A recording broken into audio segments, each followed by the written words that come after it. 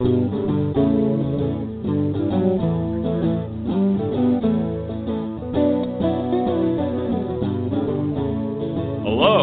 and welcome to Vacation Station, hosted by Lisa and Nancy, editors of BigBlendMagazines.com.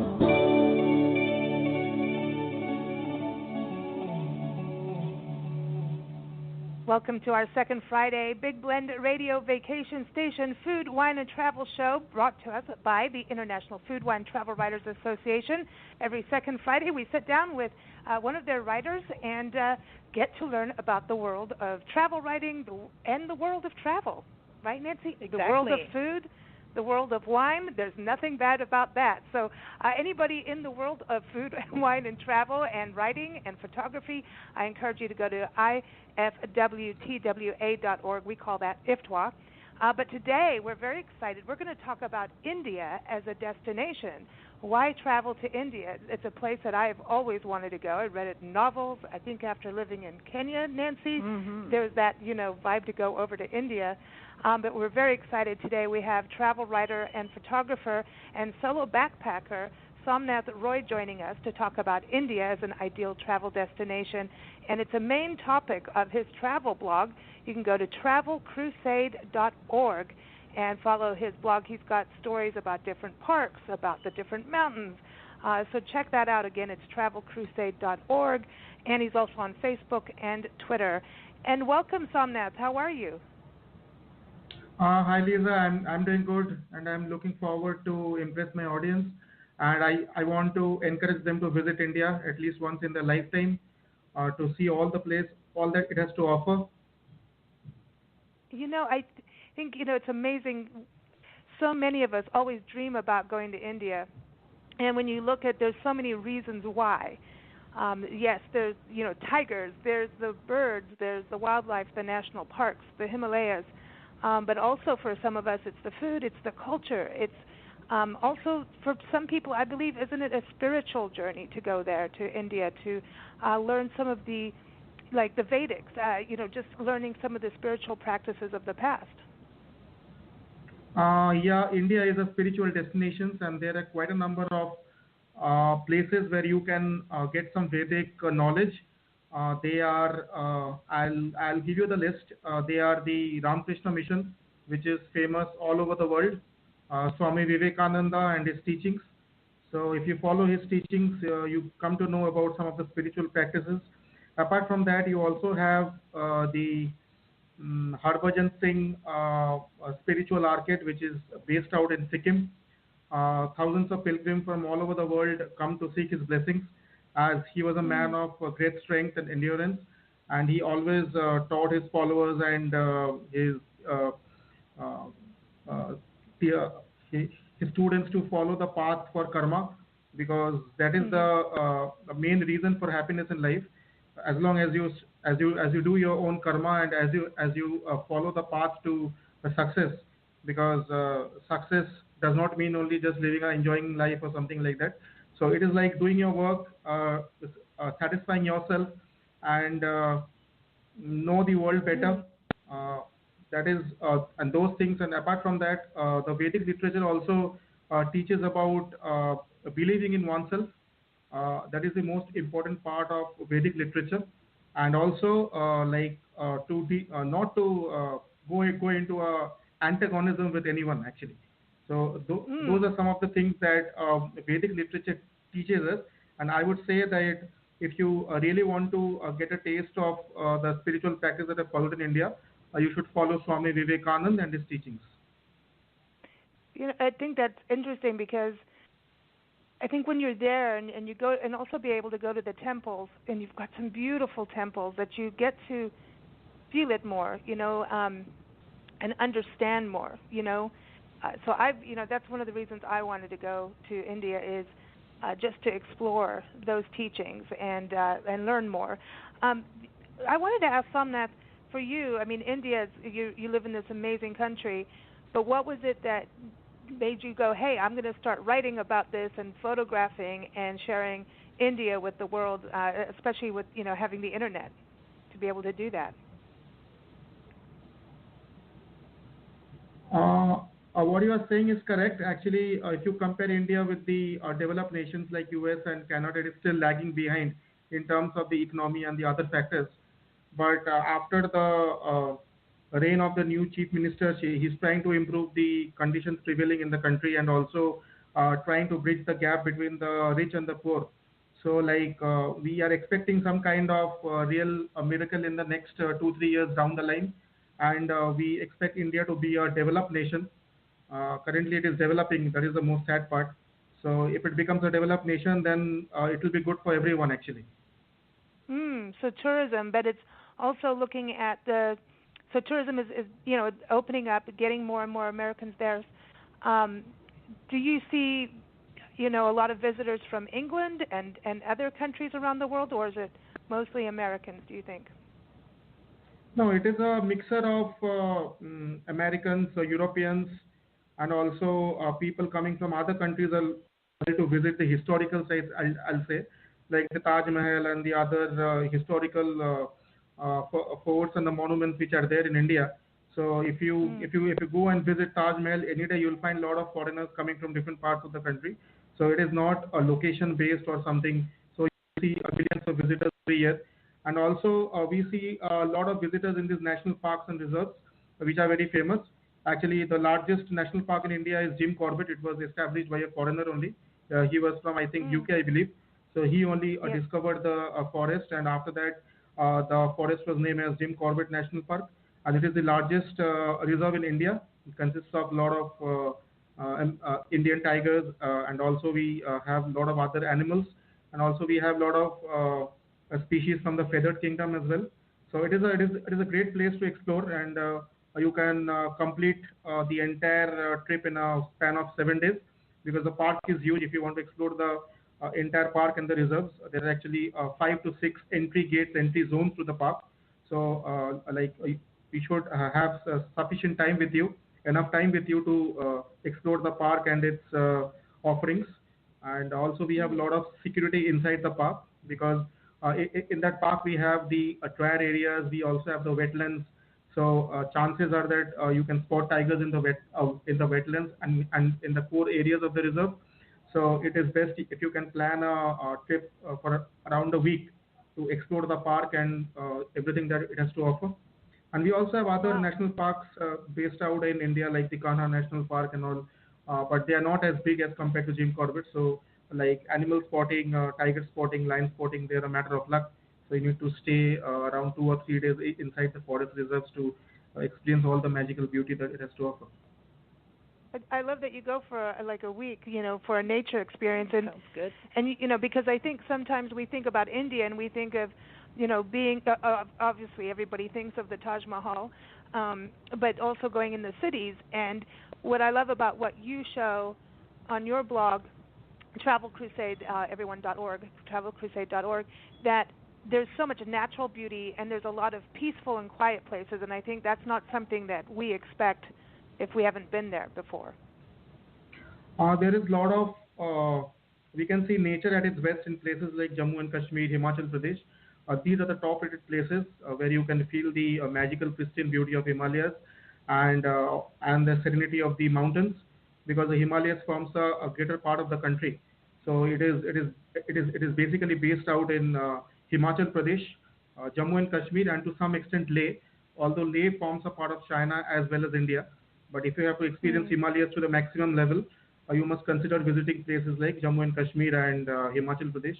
They offer a great attraction, and there are a lot of things to explore, including the mountain passes, including the high-ending glaciers, and the rivers, the streams, and I'll say the all the natural beauty, and some of the biggest peaks like Kanchenjunga mountain and other important peaks that are there in India, which are third highest in Mm. the world. So you can catch all the glimpses from these places.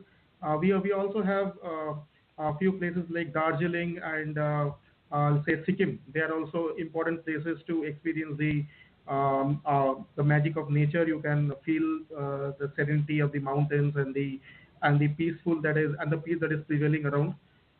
So many people are settled there who actually does not like that kind of a city life. So it depends upon the individual. Like whether he prefers to stay in big cities or he prefers to stay somewhere close to mountains.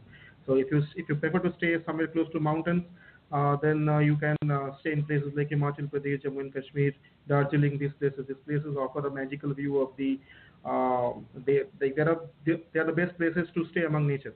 And apart from that, if you are a city person, then you can stay in places like Delhi and all, which is developed now and it's the capital. So there is a lot of FDI pouring in this, and there is a lot of development in terms of socio-economic growth and everything. So we have all the facilities here. There is nothing which is we have to go outside and seek for that. So we have everything here. So there are a lot of people who come from different parts, remote corners of the country, and settle in these big cities to have the dream life that they have thought about. It's interesting too when you say about there's people that want to be out in the peace and quiet, and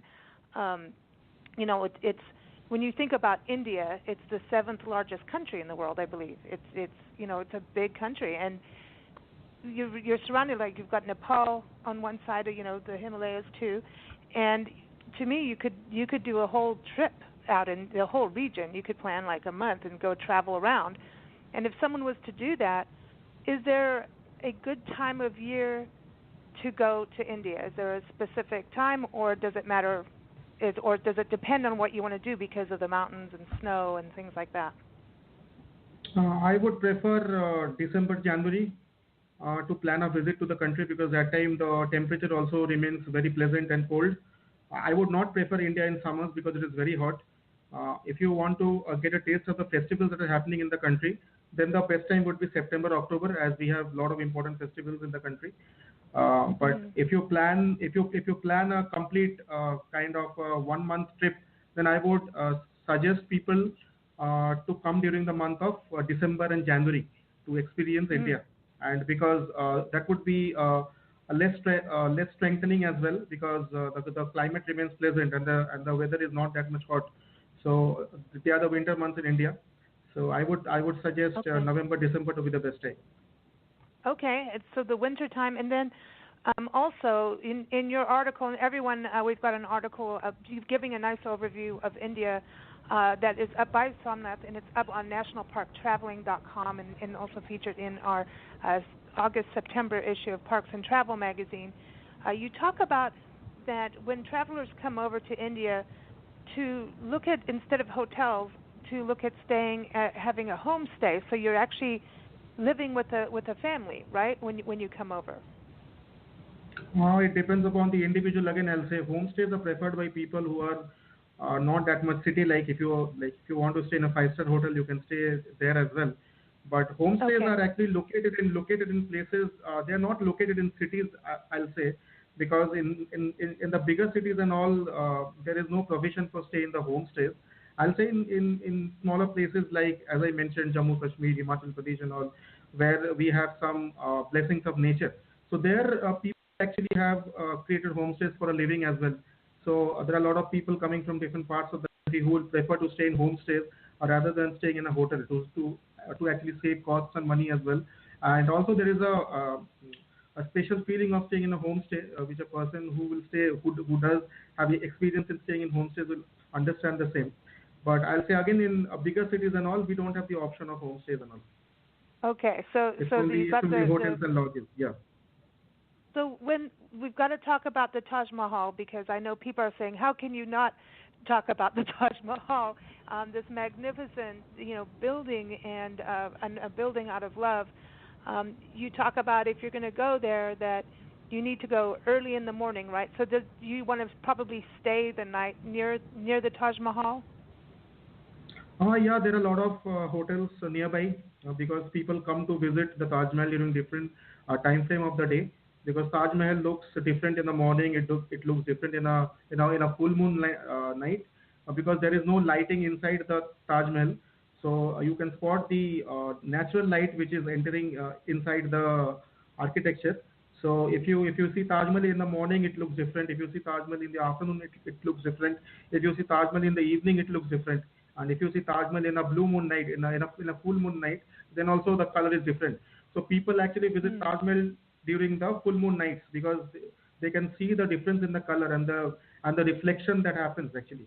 So the color actually changes. Mm. Even you can buy the Taj Mahal, which are made, which are actually sold in these shops. They will actually give you the Taj Mahal in your hand, and they will show you the different colors actually. It reflects during a different time frame of the day. So you can buy that for a few cents, and you can carry it as a remembrance from the region. So there are a lot of people who actually come to Taj Mahal, stay a day or two inside, and there are hotels and lodges. There are a lot of hotels and lodges in Agra actually. The people normally come to Delhi and then they go to Taj Mahal because it is around 2 to 3 hours drive from Delhi. So Delhi should be the Mm. center point actually for people coming to visit Taj Mahal from different parts of the country. How interesting. So now let's Yeah. talk about the food because I really miss Indian food personally because when we lived in Kenya and South Africa, that was, there everywhere and good. And over here in the States, there's some places, but I think I would definitely come to India just for the food.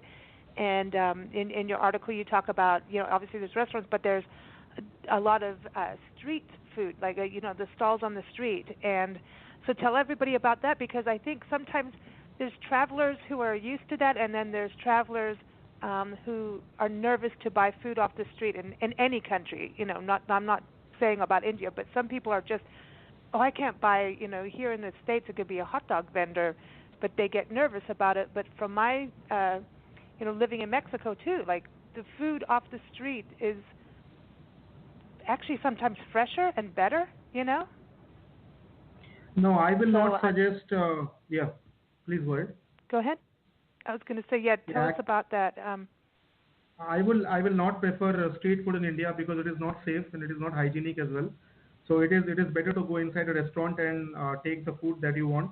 But there is a difference in the taste of food that is available in North India and South India that you can feel once you come here, because South Indian food is more salty than North Indian food. North Indian food is more spicy actually.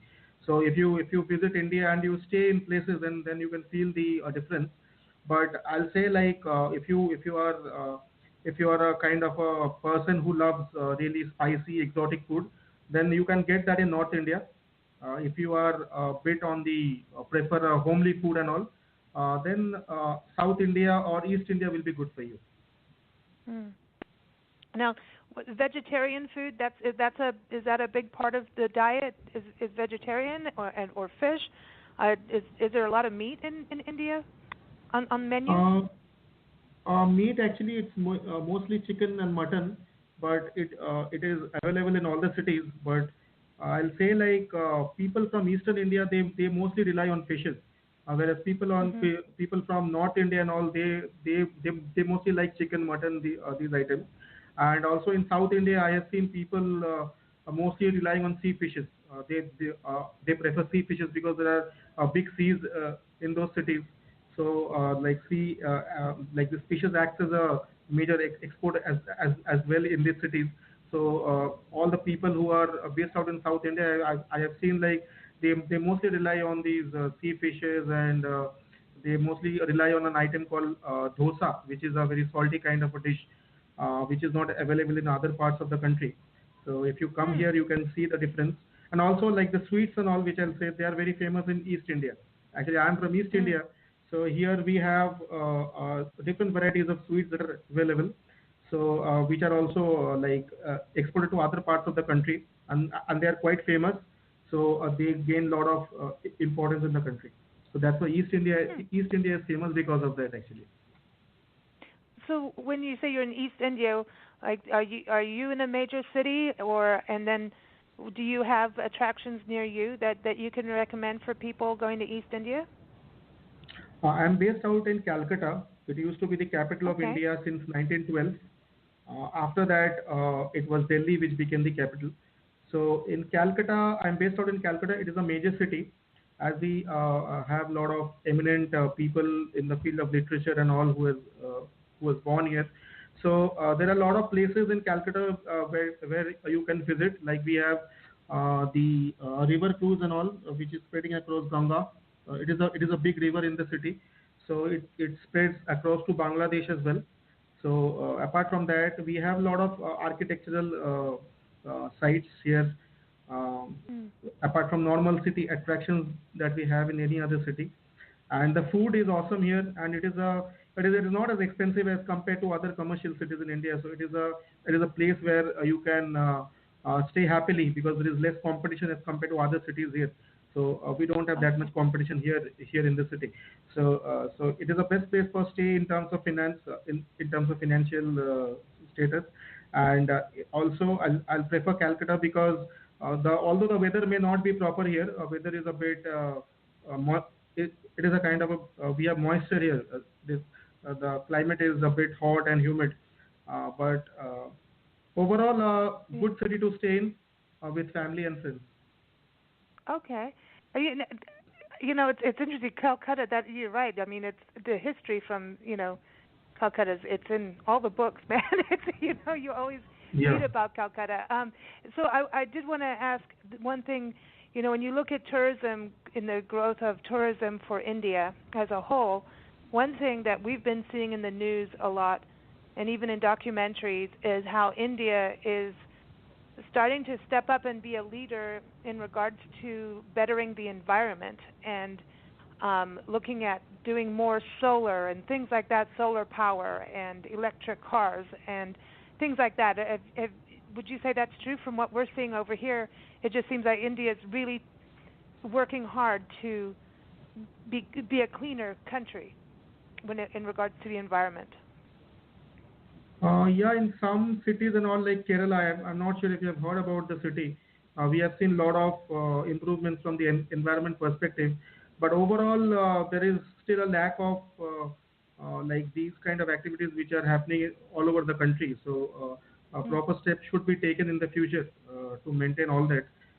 But I'll say like if you consider environment and all, then I'll say South India has progressed to a good level, and they are way ahead as compared to other cities in India. So Mm. the people who are living in the eastern zone and the northern zone, they are a bit lagging on that part. Okay. Yeah, it takes time. It takes time. It's a It, big it does thing. The take whole. time, and also yeah, it also depends upon the government as well, because the government sometimes becomes a bit shaggy and very lethargic in imparting the proper things that are required actually.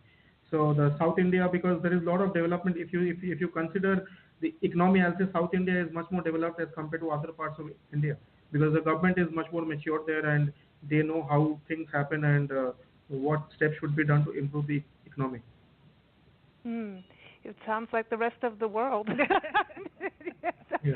Don't get us started on the government.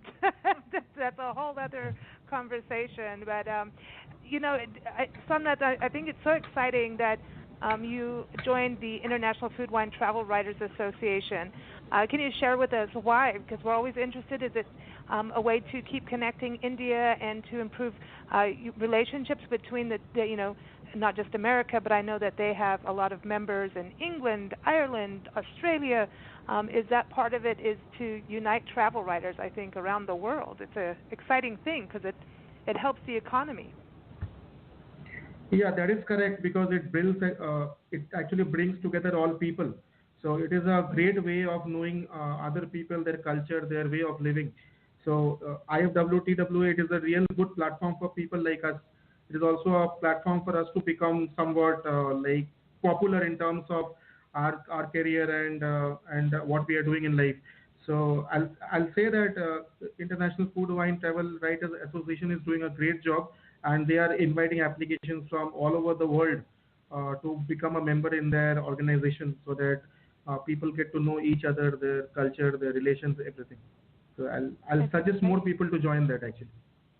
Yeah, I think the more the better, and I want to say there's writers, photographers, authors, and then people join like visitor centers, visitor bureaus, destination marketing organizations. So, and tour operators. So it's really about uniting the world of tourism together, and I think it's an important thing because you know, Somnath, I know Nancy and I we share this that it's the one thing tourism, if it's done correctly, sustainably, and looking at, going to parks and places in the historic sites, it can really be a betterment for a community, but it can also help the economy, and it's something that you can have without it falling down. You know what I mean? Like sometimes people will go, oh, this is the business, and then the business walks away from that town or that city, So I think tourism is something that can really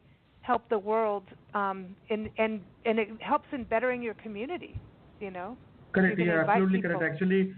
Actually, tourism has emerged in cities like I've told you before, Jammu Kashmir, Himachal Pradesh, where people prefer to visit. So the government has also taken a lot of steps to ensure that people who depend on tourism for a living, the government is helping those people out. So I'll suggest so it's actually a good way for bringing some good to the economy as well as some improvement in the travel sector. Although in places like where we are staying, we don't have that much kind of travel orientation kind of a thing, but in places where we are close to nature and all, where people prefer to visit more.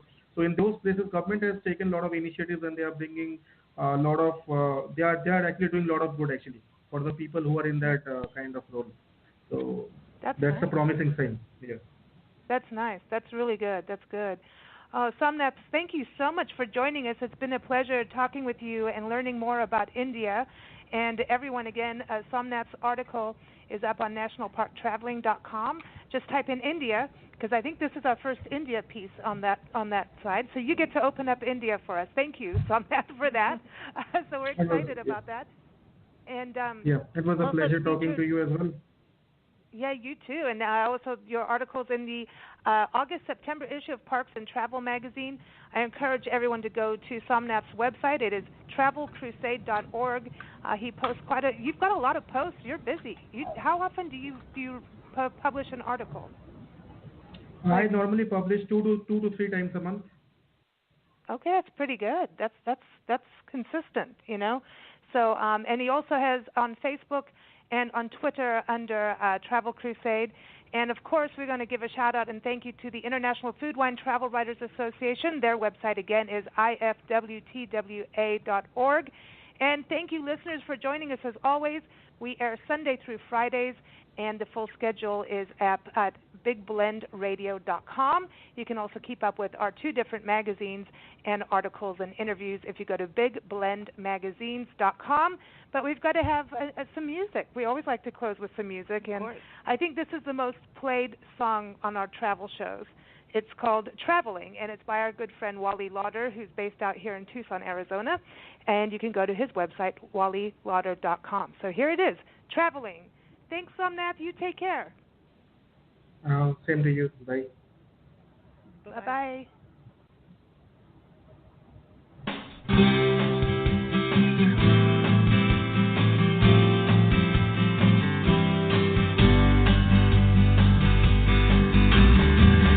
Driving up the coast of California, oceans to the left, mountains to the right.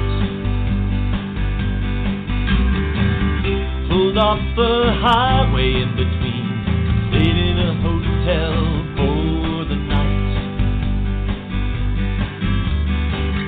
Off a pier in Santa Barbara, there were dolphins swimming around. The sun was coming up over the mountains, the waves were making a rhythmic sound. And I'm traveling, finding my way through this world we're in.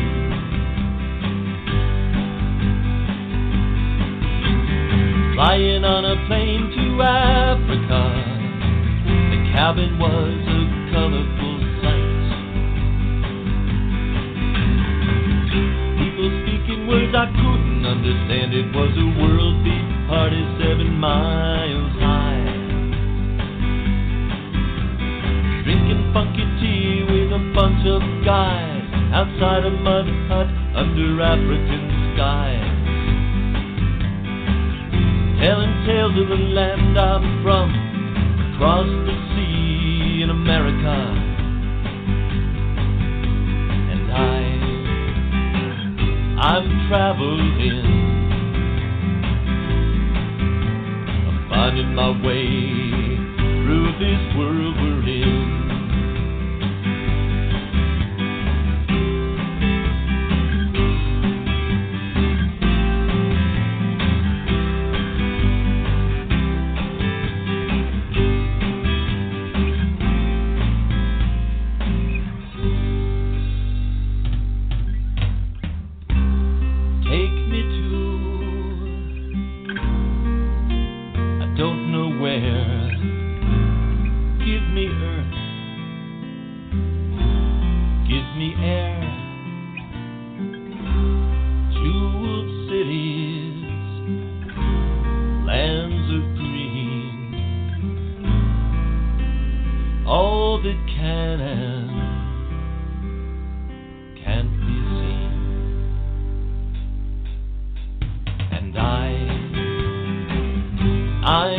Traveling, finding my way